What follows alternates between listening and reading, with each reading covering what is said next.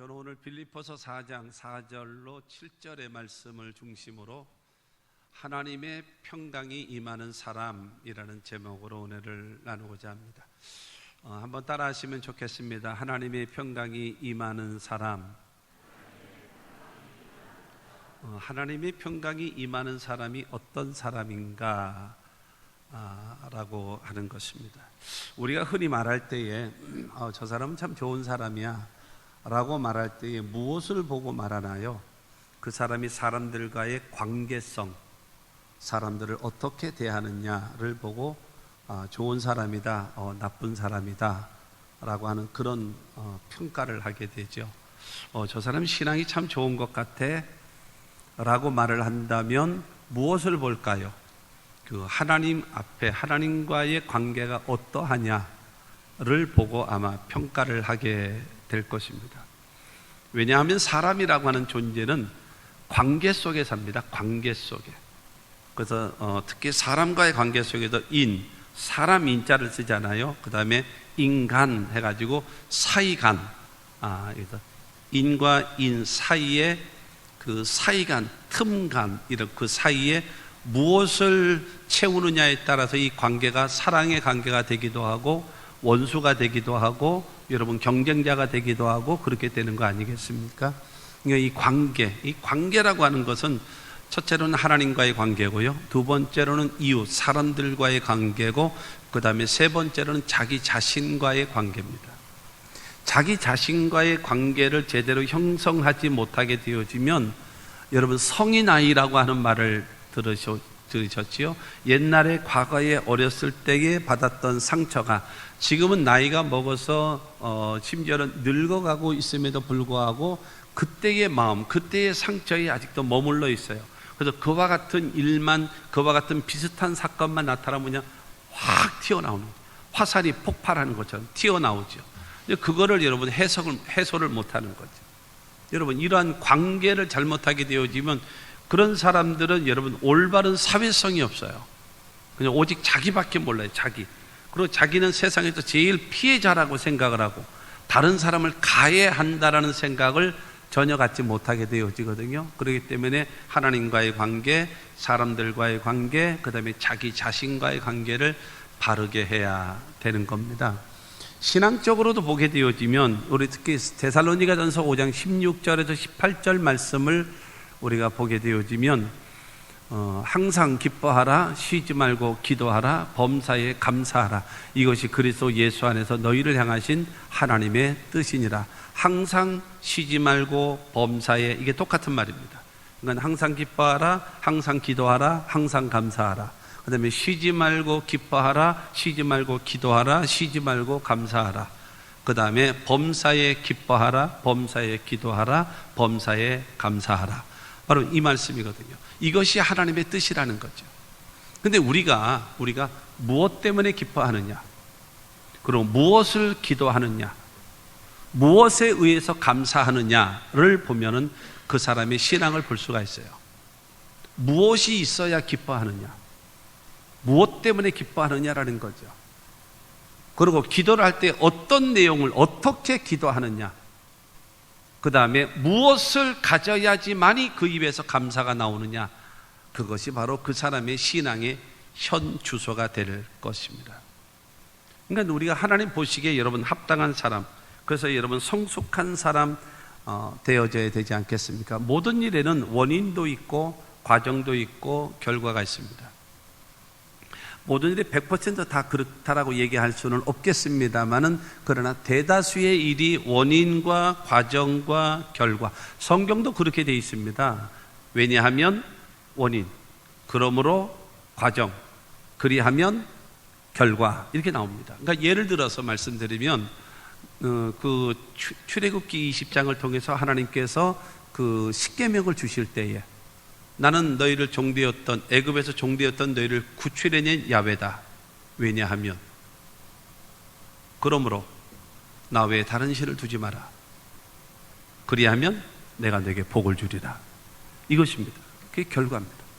그러니까 하나님을 섬겨야 될 이유가 바로 무엇인가? 애굽 땅 종되었던 너희를 구출해낸 야훼다. 그러므로 나 외에 다른 신을 두지 마라. 그리하면 내가 너에게 1000대를 복을 주리라. 그리하지 아니하면 3대와 4대가 저주를 받으리라. 성경은 딱 되어 있습니다. 시편 81편에도 보게 되어지면 나는 너를 애굽 땅 종되었던 집에서 구출해낸 야훼다 설명을 하신 다음에 내 입을 넓게 열라. 그로 주님은 내가 채우리라. 그러니까 중요한 것은 원인, 과정, 결과. 여러분 다 되어져 있습니다. 이렇게 다 나누어져 있습니다. 예를 들어서 오늘 본문 말씀 7절 말씀을 보게 되어지면 그리하면 모든 지각에 뛰어난 하나님의 평강이 그리스도 예수 안에서 너희 마음과 생각을 지키시리라. 그리하면이라고. 그리하면이라고 하는 것은 무슨 말이겠습니까? 여러분 전에 이 말씀을 통해서 어느 조건을 제시한 게 있을 거 아니에요. 조건을 제시한 것이 있고 그 말씀을 충족하고 그 말씀을 실천하면 모든 지각에 뛰어난 하나님의 평강이 그리스도 예수 안에서 너희 마음도 너희 생각도 하나님의 평강으로 너희를 지켜주실 것이다라는 거예요. 그러니까 그 하나님의 평강이 임하는 사람의 조건이 성경에 기록되어져 있다라고 성경은 말하고 있는 겁니다.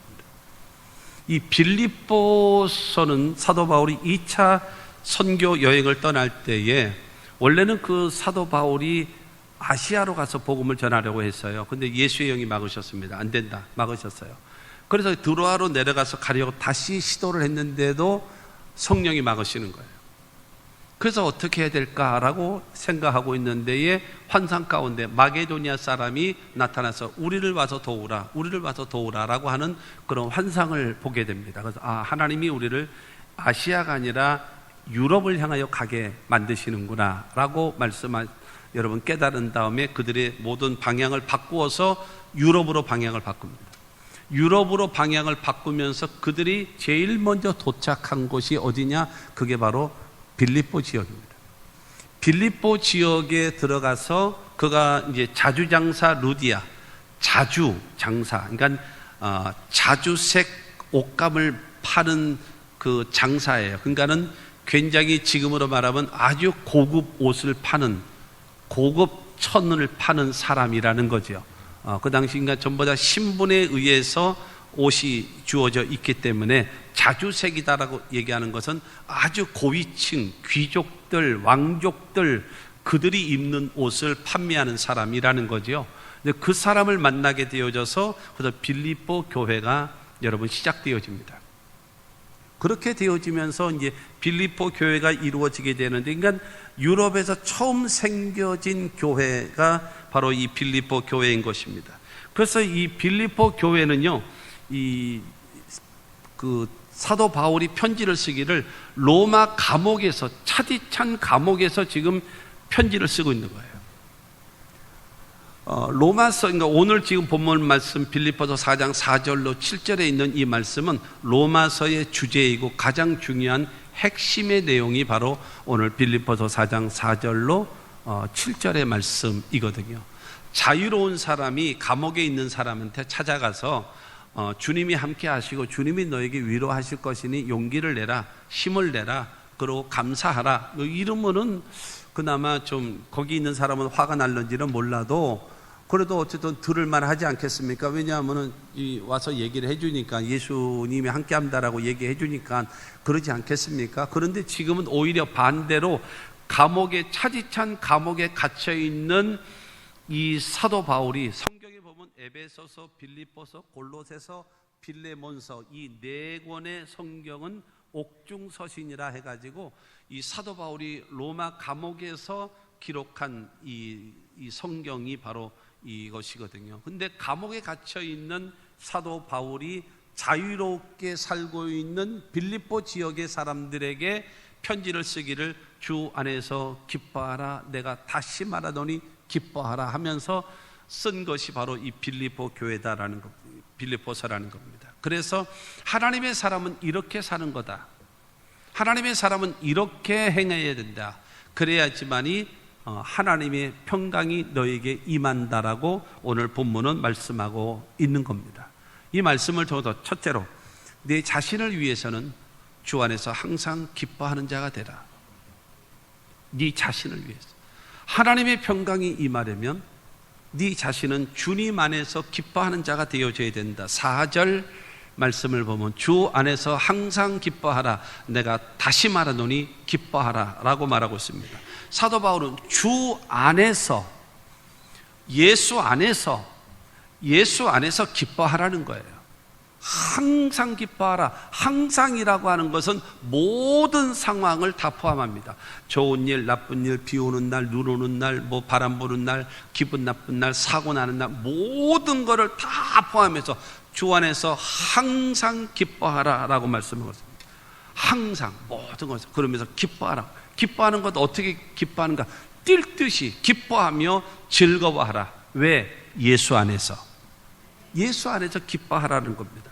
여러분, 기쁜 일이 있든지 없든지 항상 기뻐하라. 어떤 어려움에도, 어떤 환경 속에서도, 어떤 조건 속에서도 예수 때문에 기뻐하는 자가 되라는 것입니다.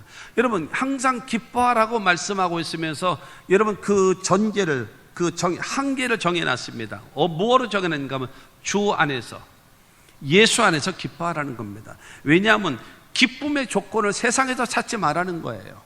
왜냐하면 세상에서 주는 기쁨이라고 하는 것은 영원한 것이 없거든요. 지속적인 것이 없거든요. 전부 다 일시적이고 순간적인 기쁨밖에 없다는 거예요. 그렇기 때문에 사도 바울은 지금 빌립보 교회를 향하여 여러분 편지를 쓰면서 말하기를 주 안에서 기뻐하라. 예수 안에서 기뻐하라는 겁니다. 여러분, 감옥에 갇혀 있는 그가 자유로운 빌립보 교인들을 향해서 말하고 있는 것입니다. 여러분, 세상에 주는 기쁨으로 기뻐하려고 하지 말고 예수 안에서 주시는 기쁨이 너희에게 충만하기를 원한다. 항상 기뻐하기를 원한다라고 말하고 있는 것입니다. 하나님의 나라의 속성은 무엇인가? 기쁨입니다. 할렐루야. 하나님의 나라의 속성은 기쁨이에요. 그 시편 16편 11절 말씀 보면 주께서 생명의 길을 내게 보이시리니 주의 앞에는 충만한 기쁨이 있고 주의 오른쪽에는 영원한 즐거움이 있나이다. 여러분, 하나님이 계신 곳, 주님이 계신 곳에는 충만한 기쁨이 있고 여러분 영원한 즐거움이 있다라는 겁니다. 할렐루야. 여러분, 이것이 바로 하나님의 나라, 하나님이 임하신 곳에는 뭐가 있다라는 거예요? 기쁨이 있다라는 겁니다. 할렐루야. 그래서 로마서 14장 17절과 17절 보면 하나님의 나라는 먹는 것과 마시는 것이 아니요 오직 성령 안에 있는 의와 평강과 희락이라. 하나님의 나라가 임한 사람은 먹는 것, 마시는 것으로 인하여 만족하는 것이 아니라 성령 안에서 의, 하나님 앞에는 의로운 존재, 평강, 사람들과의 관계에서는 화평, 평강의 사람이 되어지고 그 다음에 네 자신은 희락, 기쁨의 사람이 되라. 여러분, 그것이 하나님의 나라가 임한 사람이라는 겁니다. 여러분, 은혜를 받았을 때, 여러분 신앙생활하면서 여러분 은혜 받았을 때를 생각해 보십시오. 그러다고 부르짖고 기도하다가 하나님의 성령으로 충만함을 받았을 때를 생각해 보십시오. 여러분에게 다가온 것이 무엇입니까? 기쁨입니다. 그 기쁨을 경험해보지 못한 사람은 하나님의 은혜를 충만하게 받아보지 못해서 그래요. 하나님의 성령을 내가 체험하지 못해서 그렇습니다. 여러분, 물밀듯 내 마음에 기쁨이 넘치는 것은 바로 무엇인가? 그게 바로 기쁨이라는 거예요. 어디 안에서? 예수 안에서 이루어진다는 사실을 믿게 되기를 주님의 이름으로 축원합니다. 여러분, 그렇기 때문에 이게 또 괜히 오해성이 있고 또 시비를 걸 사람이 있을런지는 모르겠습니다만은 엄격히 얘기해서 예수 믿고 예수가 내 안에 계시고 성령이 내 안에 계시고 은혜가 충만하다고 얘기하면서 우울증이 걸린다라는 것은 이건 이해할 수 없는 일이에요. 여러분, 우울증이 걸리는 이유가 뭡니까? 나는 혼자라는 거죠. 나를 알아주는 자가 없다라는 거죠. 내 편이 없다라는 겁니다. 다 남의 편이고 다 자기 볼일 다 벌어다니고 나는 혼자다. 나를 돌봐주는 사람 아무도 없다라는 생각을 갖게 되어지니까는 여러분, 그는 외롭다라고 생각되어지고 우울증에 들어가게 되는 거예요. 여러분, 어떻게 그렇습니까? 주님 안에서 예수 안에 있는데 성령이 나와 함께 하시는데 주 안에서 기뻐할 수 있는 그와 같은 신앙을 가져야 된다라는 거예요. 할렐루야. 먼저 성경을 보겠습니다. 요한복음 1장 12절 말씀을 보게 되어지면 영접하는 자, 그 이름을 믿는 자들에게는 하나님의 자녀가 되는 권세를 주셨으니 할렐루야. 여러분, 하나님의 아들이신 그 예수 그리스도, 그 예수가 나를 위하여, 나의 죄를 위하여 십자가에 죽으시고 우리를 의롭다 하시기 위하여 부활하신 예수를 나의 주, 나의 구원자로, 나의 하나님으로 내가 믿게 되어지면 무엇을 얻나요? 하나님의 자녀가 되어지는 겁니다. 할렐루야. 여러분, 하나님의 자녀가 되어지면 무엇을 얻습니까? 첫째로는 죄사함을 얻습니다. 여러분, 예수를 나의 구주로 영접하고 하나님의 자녀가 되어지는 그 순간에 여러분, 우리의 모든 죄악이 전부 다 떠나가게 되어짐을 믿으시기 바랍니다. 죄 용서함을 받는 겁니다. 그 다음에 무엇을 얻나요? 구원함을 얻은 하나님의 백성이 되는 거예요. 구원받은 사람입니다. 영생을 얻는 사람입니다. 영원한 생명을 얻습니다. 천국에 대한 보장을 가진 사람이에요. 할렐루야. 믿으시기를 바랍니다. 이 아멘이 없는 사람은 이 확신이 없어서 그래요. 여러분, 예수를 나의 구주로, 나를 위하여 죽으시고 나를 위하여 부활하신 예수를 나의 구주로 내가 믿는 자에게 하나님의 자녀가 되어지고, 여러분, 죄사함이 임하고 구원함이 임하고 영생이 임하고 천국이 나에게 여러분 주어졌음을 믿게 되기를 주님의 이름으로 축원합니다. 그것뿐만이 있나요? 아니에요. 그렇지 않습니다. 성경을 통해서 우리에게 약속해 놓으셨습니다. 무엇을 약속하셨나요? 성령을 보내주마. 성령을 보내주마. 성령을 약속해 놓으셨습니다. 무엇을 약속하셨습니까? 나는 너를 치료하는 야훼다. 나는 너의 연약을 담당했노라. 여러분, 치료를 약속해 놓으셨습니다. 그리고 그리스도께서 우리를 위하여 저주를 받은 바 되사 율법의 저주에서 우리를 속량했으니, 여러분, 예수께서 저주를 담당하셨기 때문에 우리는 축복을 받을 수가 있는 것입니다. 뿐만이 아니라 우리 주 예수 그리스도의 은혜를 알거니와 부유하신 자로서 너를 위하여 가난하게 되시면 그의 가난함으로 인하여 너희를 부욕케 하려 하심이라 말씀하십니다. 하나님께서 부욕케 하시기를 원하시는 약속해 주셨음을 믿으시기를 바랍니다. 여러분, 우리가 성령을 주실 것을 약속하셨고, 치료를 약속하셨고, 축복을 약속하셨고, 부요도 약속하셨고, 그리고 너는 내게 기도하면 내가 응답하리라 약속해 놓으셨습니다. 할렐루야. 그뿐만이 아니라 하나 더 보면은 세상 끝날까지 너희와 항상 함께 있으리라. 믿으시면 아멘 하시기 바랍니다.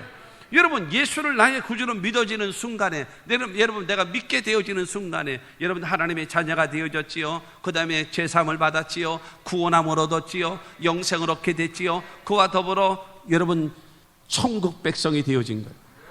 우리에게 약속되어졌잖아요. 무엇이요? 성령이 약속됐고, 치료가 약속됐고, 축복이 약속됐고, 부요가 약속되어졌고, 기도 응답이 약속되어졌고, 세상 끝날까지 함께 하실 것을 약속하셨음을 믿으시기 바랍니다. 그런데 어떻게 외로워요? 그런데 어떻게 혼자예요? 어떻게 여러분 나밖에 없다라고 생각합니까? 그 하나님은 어떤 하나님입니까? 책 속에 있는 하나님이십니까? 나의 인생 가운데 함께 하시는 주님이 아니신가요? 사랑하는 성도 여러분, 사도 바울은 말하는 겁니다. 주 안에서 기뻐하라. 다시 말한다. 기뻐하라. 여러분, 얼마든지 예수 안에서 기뻐할 수 있음을 믿게 되기를 주님의 이름으로 축원합니다. 그 기쁨이 있어야, 그러한 예수 안에서 기쁨이 있어야, 아까 서두에 말씀드렸던 것처럼 내가 무엇 때문에 기뻐하는가, 무엇을 기도하는가, 무엇을 가져야지만이 감사하는가를 서두에 말씀드렸던 것처럼, 여러분, 예수 안에서 감사하고 찬송하고 기뻐할 수 있는 사람은 우리가 많이 들은 대로 하박국 3장 17절 18절 말씀 보면은, 비록 무화과 나무가 무성하지 못하며 포도나무에 열매가 없으며 감람나무에 소출이 없으며 밭에 먹을 것이 없으며 우리의 양이 없으며 외양간에 소가 없을지라도 나는 야훼로 말미암아 즐거워하며 나의 구원의 하나님으로 말미암아 기뻐하리로다. 여러분, 그야말로 지질이 궁상 떠는 거예요. 무화과 나무가 무성하지 못했고, 포도나무에 열매도 없고, 감람나무에도 소출이 없고, 밭에도 먹을 것이 없고, 우리에도 양이 없고, 외양간에도 소가 없는, 아무것도 없어요. 그러나 하나님이 계심으로 인하여 나는 즐거워한다. 구원의 하나님이 계심으로 인하여 나는 기뻐한다 라고 하는 여러분 신앙과 믿음을 갖고 있다면 무엇이 문제가 되겠습니까? 여러분의 마음속에는 평강이 임하는 거예요. 예수 안에서.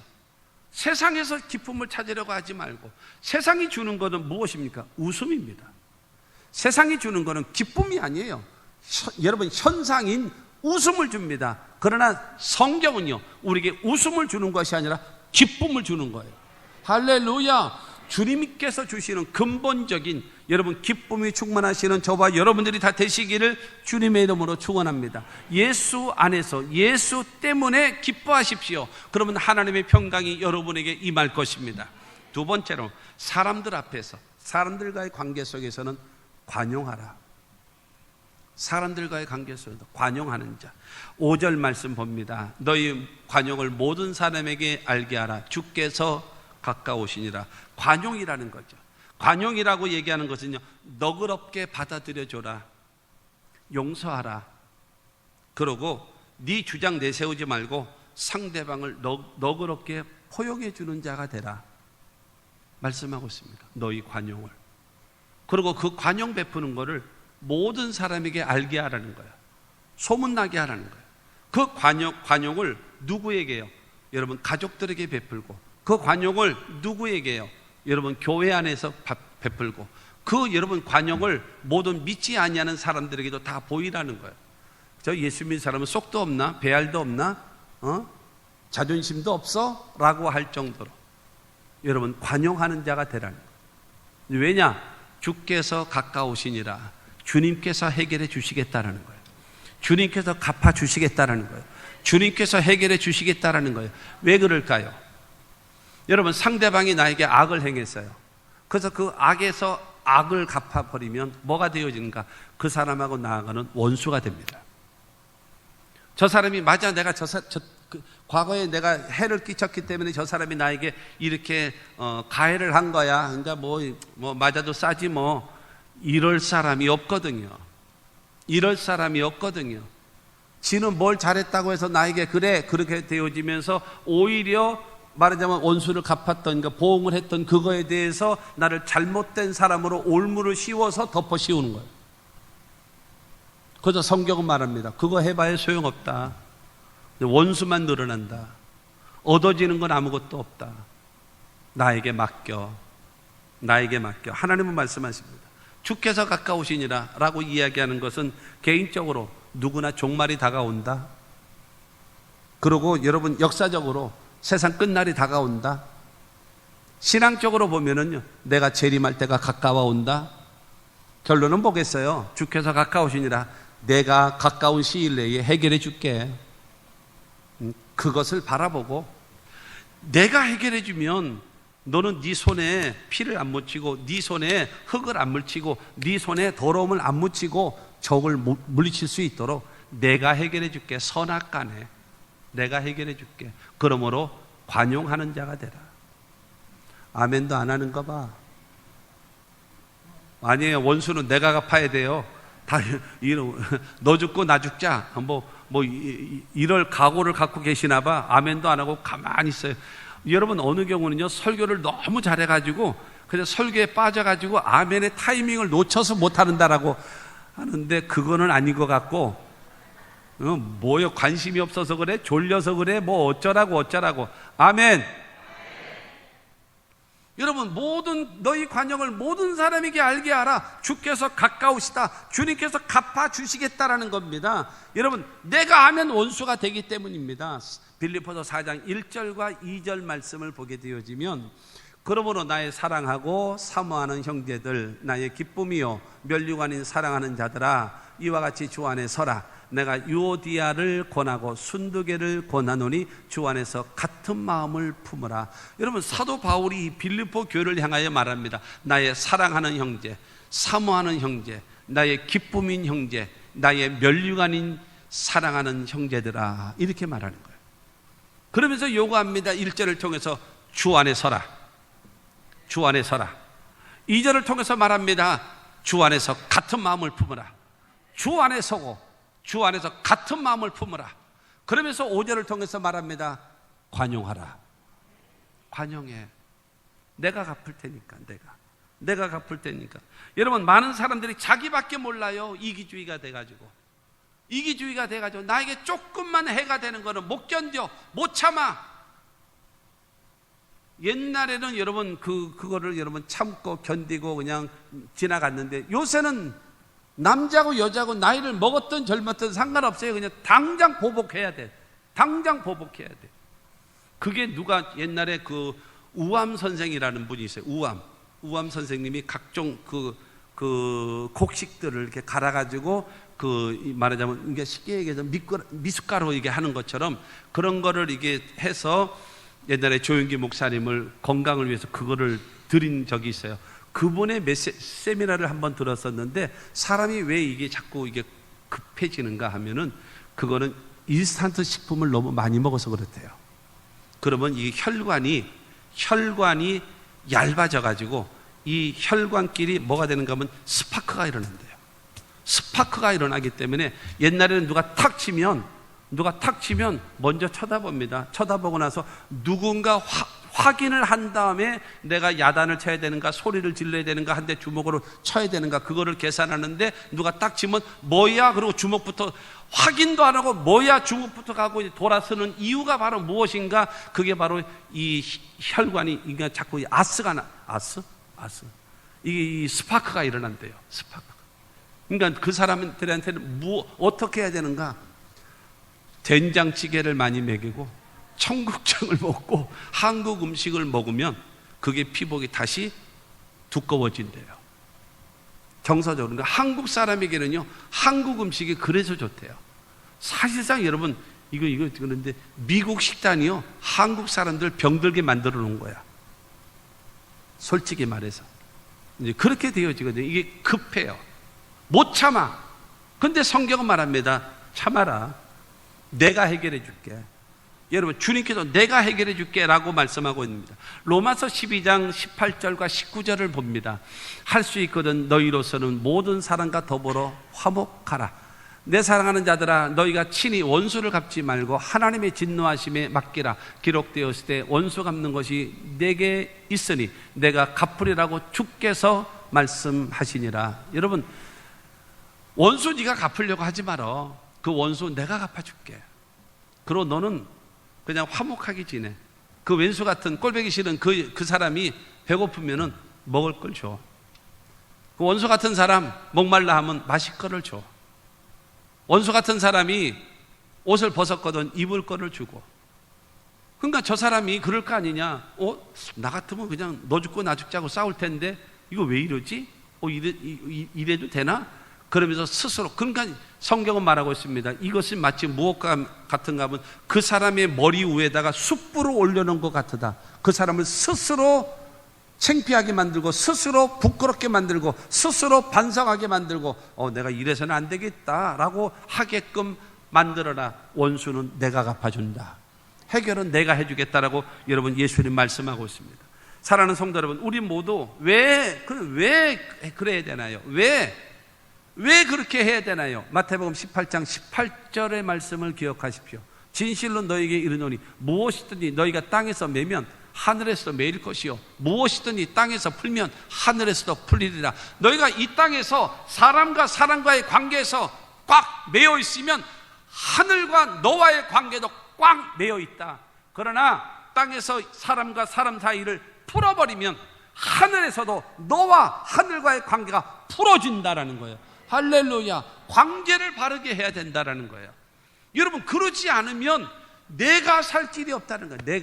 내가 살 길이 없다.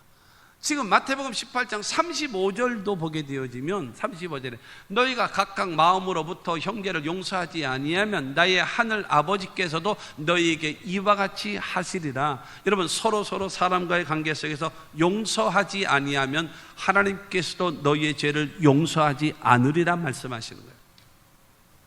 예수님 말씀하지 않습니까? 주기도문을 가르치시면서 우리가 우리의 죄를 사하여 준 것 같이 우리의 죄를 사하여 주시옵소서. 그러니까는 하나님, 내가 저 사람의 죄를 용서했습니다. 그러므로 나의 죄도 용서해 주시옵소서. 이렇게 기도하는 거다, 이 이야기죠. 그러면 또 말을 딱 바꿔놔서, 주여, 내가 내 눈에 흙이 들어오기 전에는 내가 절대로 용서 못하겠습니다. 이렇게 이야기하는 것은, 그러므로 내 죄도 용서하지 마십시오. 나 죽었다 깨어나도 저 인간 용서 못합니다 라고 하면은 하나님과 너와의 관계도 꽉 맥혀버리고 용서 못 받는다라는 거예요.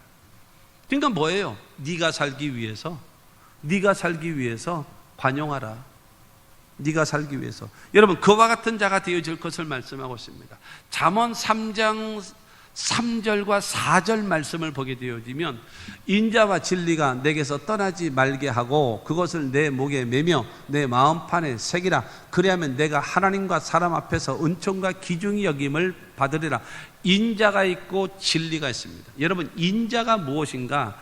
아까 관용하라, 그 다음에 인자, 그 다음에 긍휼, 그 다음에 이 모든 것이 전부 다 뭐냐면은 헤세드입니다. 헤세드. 그러니까 구약 성경에 가장 하나님의 마음을 가장 잘 표현한 그 단어가 헤세드입니다. 헤세드. 그게 인자라든가 긍휼이라든가 불쌍히 여긴다라든가 이게 다 똑같은 이 단어로 헤세드라고 씁니다. 그러니까는 여러분, 인자한 마음으로 기다려주고 참아주고 용서해주고 그거나. 그러나 진리, 법은 살아있어야 된다. 원칙은 살아있어야 된다. 원칙은 살아있지만 인자한 마음으로 품어주고 기다려주고 참아주고 용서하는 마음을 가져라.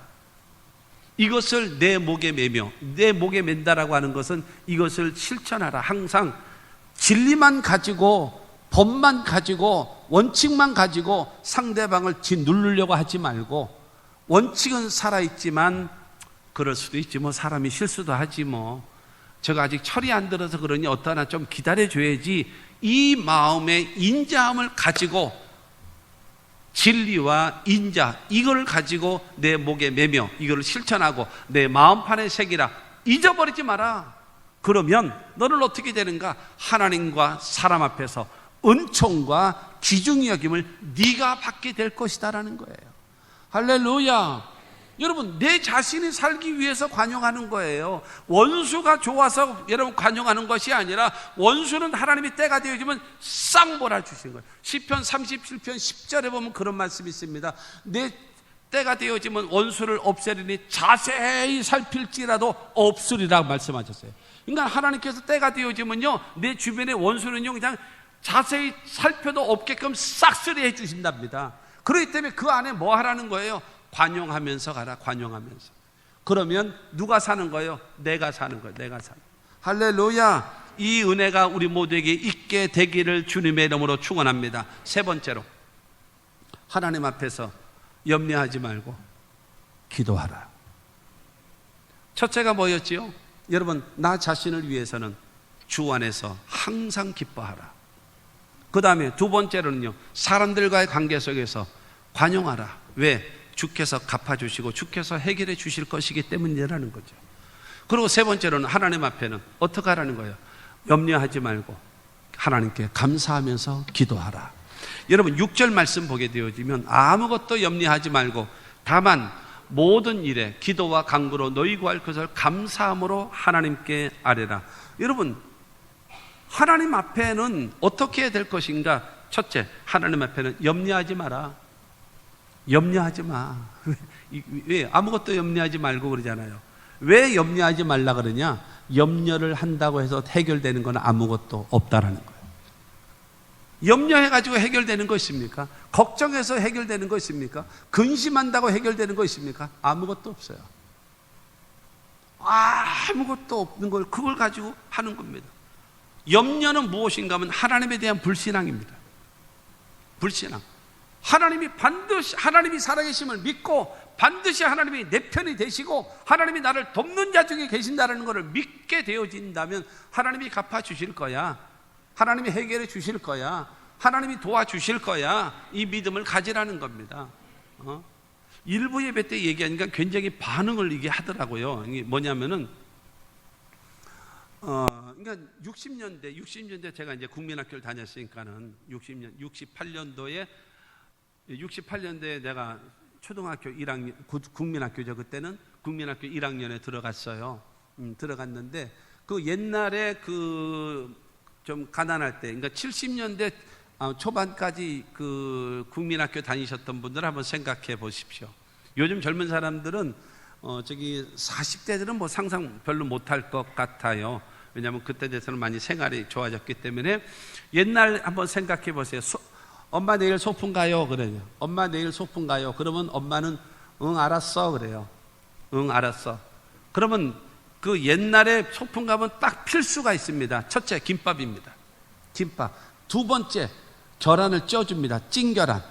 이건 반드시 있어야 됩니다. 그 다음에 엄마가 살 길이 조금 편안하시면 그 다음에 밤을 쪄줍니다. 줄줄이 실에다가 엮어가지고 바늘로 쿡쿡 찔러가지고 실로 묶어서 그 다음에 찐 그 밤, 그거요 부르주아만 먹는 거요. 그거 그러니까 첫째가 김밥이고 두 번째가 찐 계란이고 세 번째가 찐 밤, 그 다음에 네 번째가 칠성사이다. 그것도 캔이 아니야. 병으로 됐어, 병. 그 다음에 뭐가 있는가? 다섯 번째는요, 용돈 30원. 이게 있어요. 30원이 있어야 먹고 그 군것질을 할 수 있단 말이에요. 기가 막히게 소풍 가는데 그냥 장사하는 아줌마가 꼭 따라온단 말이에요.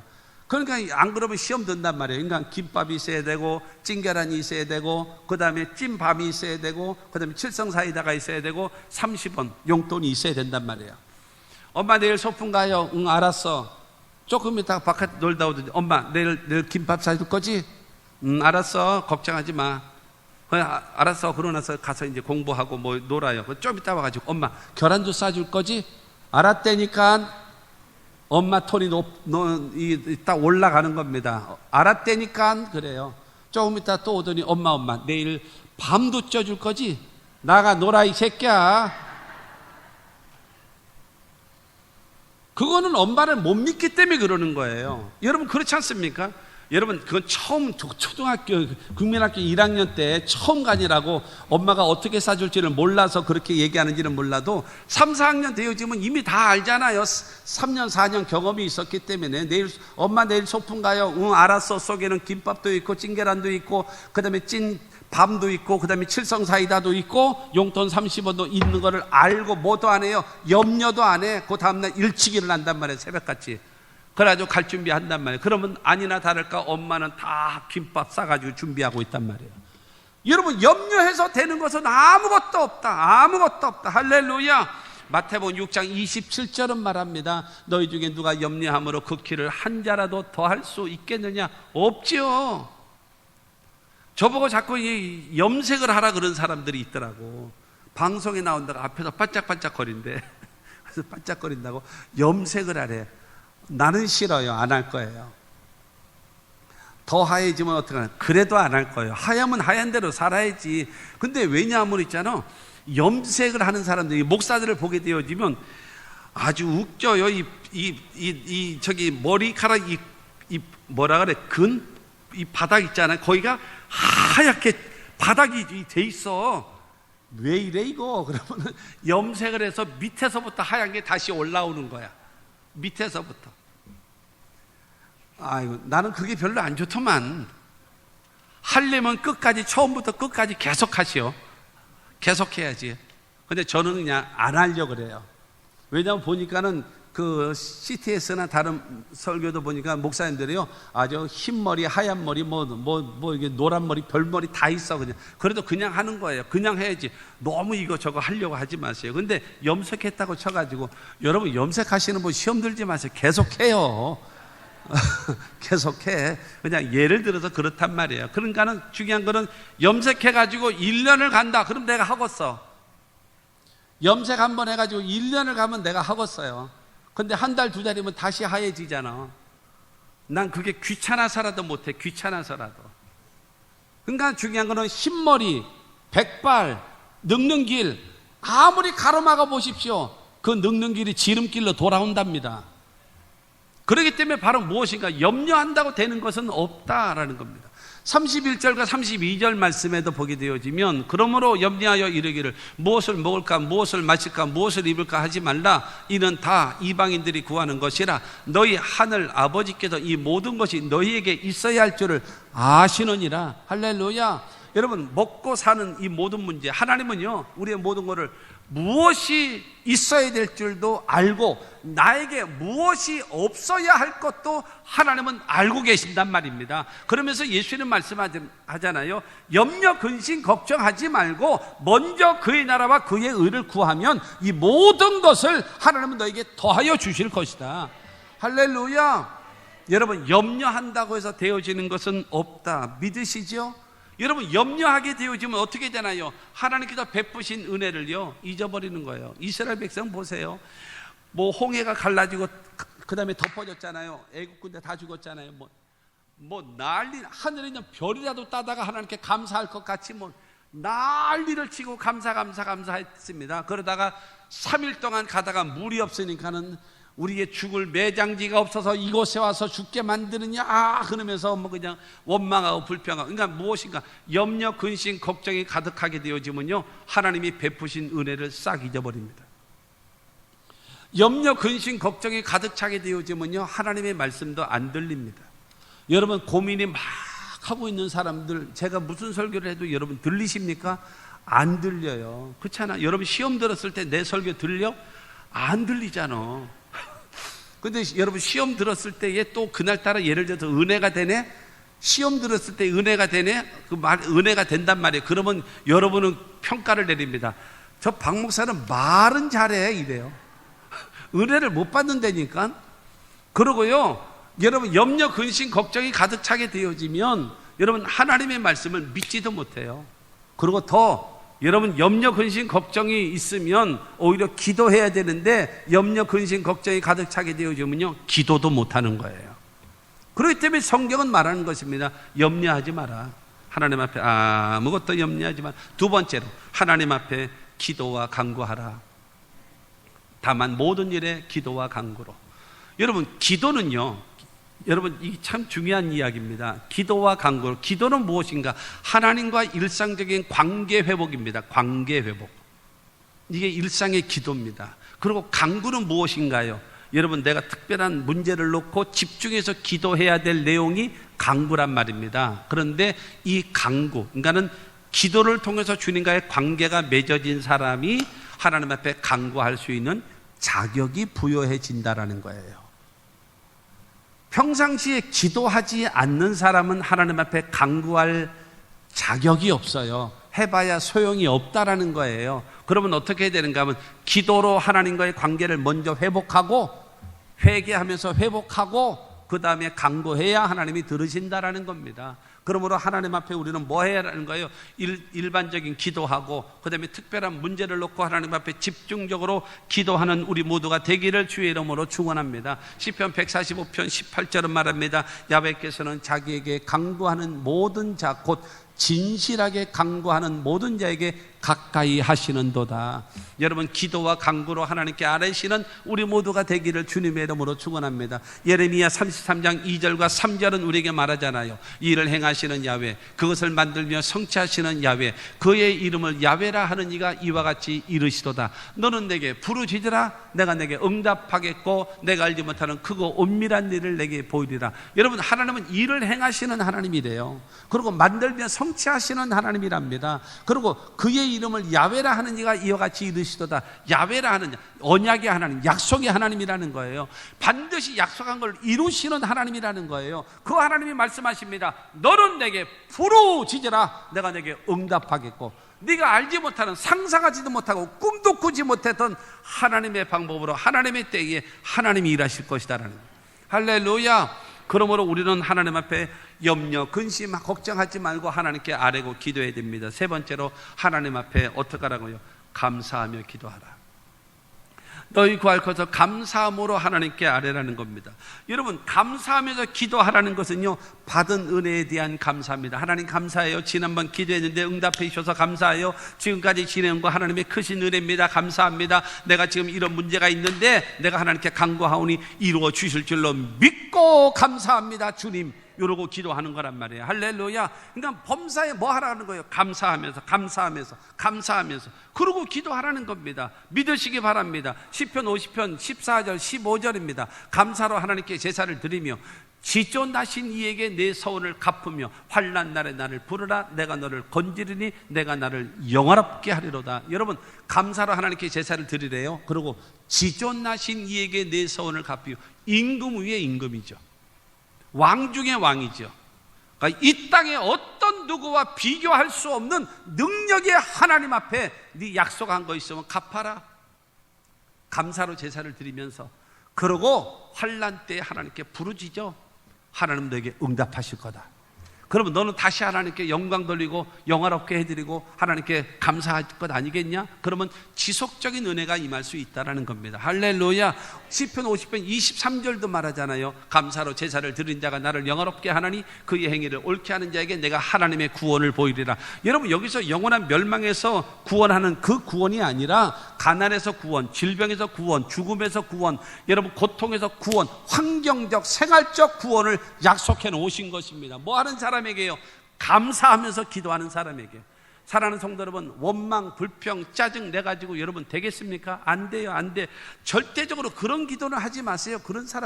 그런 기도는 절대로 하지 마세요. 하나님, 아니 누구는 이쁜 털 벗겨서 저렇게 때를 따라 복을 주시고 꼭 이 마귀가 기도할 이 마귀가 하나님 앞에 시비 걸 때 꼭 요렇게 기도해, 요렇게 말을 해요.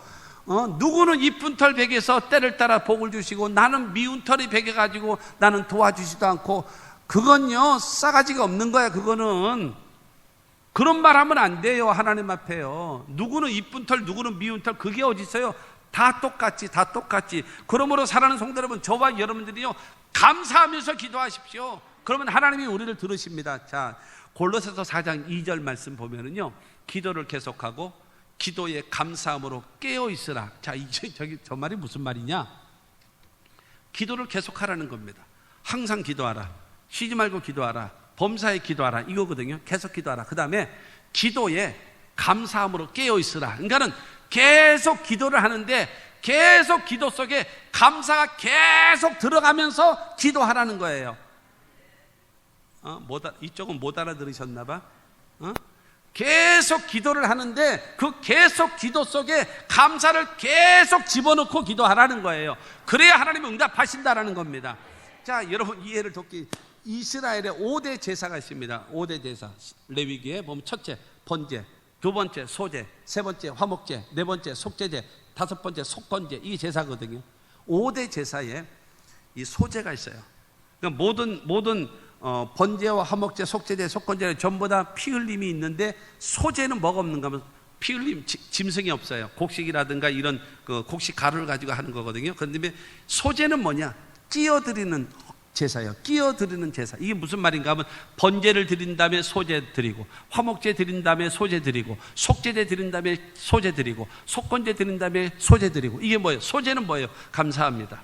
번제하게 하시니 주님 감사합니다. 화목제하게 하시니 감사합니다. 속제제하게 하시니 감사합니다. 속건제하게 하시니 감사합니다. 여러분, 끼어서 드리는 제사가 소제입니다.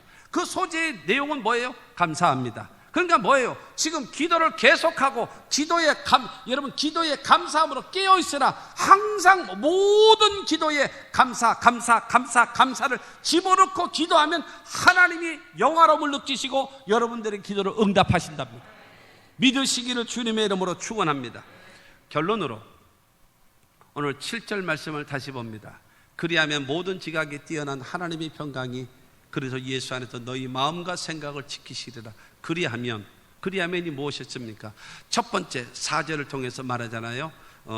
자신을 위해서 주 안에서 항상 기뻐하라.